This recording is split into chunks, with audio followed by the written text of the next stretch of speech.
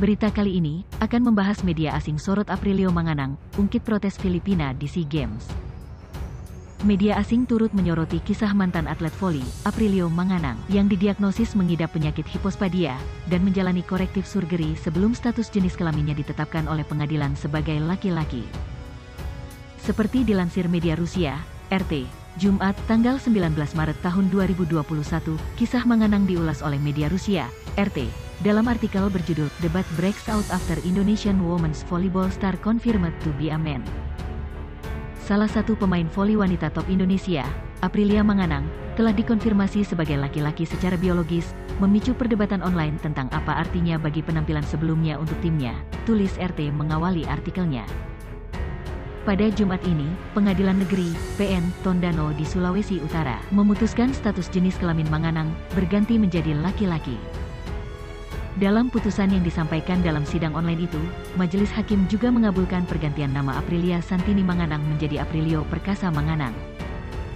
Dalam artikelnya mengulas bagaimana Manganang pensiun dari profesinya sebagai atlet tahun 2020 dan bergabung dengan TNI Angkatan Darat.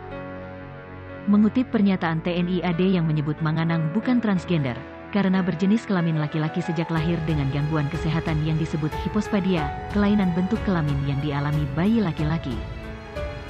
Status jenis kelamin Aprilia telah sejak lama menjadi topik perdebatan, karena tubuh maskulin sang pemain seringkali menonjol dibanding pemain wanita lainnya, dengan lawan-lawannya terus-menerus mempertanyakan jenis kelamin sang atlet, sebut RT dalam ulasannya. RT juga mengulas protes yang dilontarkan Filipina untuk jenis kelamin Manganang dalam SEA Games tahun 2015. Pada SEA Games tahun 2015, tim Filipina meminta penyelenggara melakukan tes jenis kelamin, tapi permohonan mereka ditolak, dengan Aprilia bersikeras bahwa dirinya perempuan, tulis RT. Pengungkapan ini memicu perdebatan di media sosial, dengan beberapa pengguna bahkan menyerukan otoritas voli internasional untuk melarang tim Indonesia, yang diduga diuntungkan dari keuntungan tidak adil selama bertahun-tahun dengan seseorang yang secara biologis pria berkompetisi melawan wanita. Namun, yang lainnya, menolak seruan itu, imbuh artikel RT. Sementara itu, media lokal Filipina, Spin Live, mengulas kembali soal protes yang disampaikan Filipina mengenai jenis kelamin Manganang dalam SEA Games tahun 2015 lalu. Ulasan itu disampaikan dalam artikel berjudul, As Manganang Gender Issue is Settled, Palo Looks Back on What Golf Ban. Artikel mengutip komentar terbaru dari mantan Sekretaris Jenderal, Sekjen, Asosiasi Voli Nasional Filipina, LVPI, Ricky Palo, yang menegaskan bahwa Ketua LVPI saat itu, Joey Romasanta, seharusnya lebih serius untuk mendorong tes jenis kelamin untuk Manganang pada saat itu.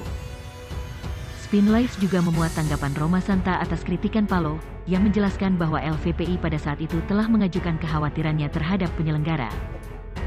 Namun diketahui bahwa kekhawatiran itu diajukan saat pertengahan kompetisi dan penyelenggara sudah menyetujui daftar pemain tim Indonesia.